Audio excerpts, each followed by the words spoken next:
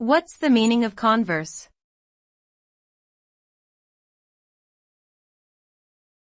Converse.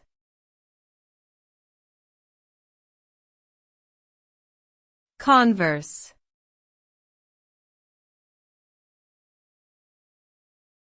Converse.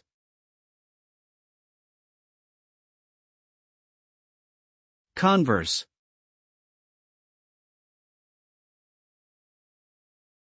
Converse can have several meanings depending on the context.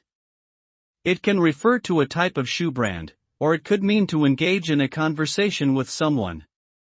In logic, converse is a term used to describe the reciprocal relationship between two propositions, where the subject and predicate of each are reversed.